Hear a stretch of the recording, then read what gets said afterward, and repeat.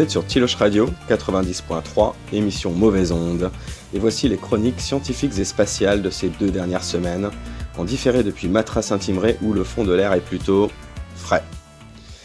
Pour commencer, le 6 août, une fusée Ariane 5 a décollé de Kourou sans encombre en Guyane française. C'était le 3e décollage d'une Ariane 5 cette année. Elle emportait avec elle et a mis en orbite des satellites commerciaux. Samedi 10 août, aujourd'hui donc, un astéroïde de 570 mètres de large, nommé 2006 QQ23, passe tout près de la Terre. Ne vous inquiétez pas, il n'y a pas d'impact prévu. Il passera à 7,5 millions de kilomètres de notre planète, soit un petit peu moins de 20 fois la distance Terre-Lune. À propos d'impact, le 7 août dernier, à 6h07, heure française et hongroise, un astronome amateur a observé un flash lumineux sur Jupiter, au niveau de son équateur, avec son télescope de 200 mm de diamètre.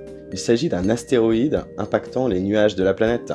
C'est le 8e impact de ce type observé sur Jupiter, le premier datant de 1994.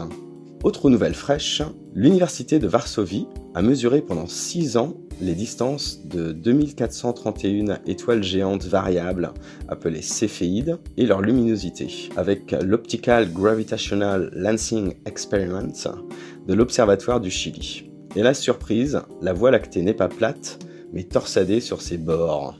La Voie lactée, je vous le rappelle, est une galette de 100 000 années-lumière de diamètre. Une autre équipe, celle de l'Institut Kavli à Pékin et l'Académie chinoise des sciences, avait déjà prédit ce résultat via les données du satellite Gaia en février dernier. Le 8 août dernier, Rocket Lab a annoncé qu'elle veut faire comme SpaceX, c'est-à-dire récupérer l'étage principal de ses fusées Electron pour les réutiliser. L'idée est bien sûr de faire des économies, un lanceur coûtant 5 millions de dollars. Concrètement, après séparation de l'étage principal, celui-ci déploiera un parachute et en tobant, il sera récupéré en vol directement par un hélicoptère. On espère que ça va marcher. Autre nouvelle, des tardigrades ont peut-être survécu au crash de l'atterrisseur lunaire israélien Bereshit qui s'est scratché sur la Lune en avril dernier. Elle transportait avec elle 1000 de ces petits animaux d'1 millimètre de long. Pas de risque cependant qu'ils gambadent tranquillement sur la Lune. S'ils ont survécu, ils sont en état de cryptobiose, c'est-à-dire une sorte d'hibernation en attendant des conditions favorables à leur réveil. Ensuite, une nouvelle qui a son importance, révélée par le média Vice. Microsoft reconnaît avoir écouté les conversations de ses utilisateurs sur Skype et ses prestataires. Le but est d'affiner les fonctionnalités de traduction vocale de Skype via son assistant numérique Cortana. Microsoft soutient qu'il supprime toutes les données personnelles, appelées PI ou SPI, des utilisateurs avant de les partager avec ses fournisseurs. A noter que Microsoft n'est pas la première compagnie à enregistrer des conversations, voire des vidéos.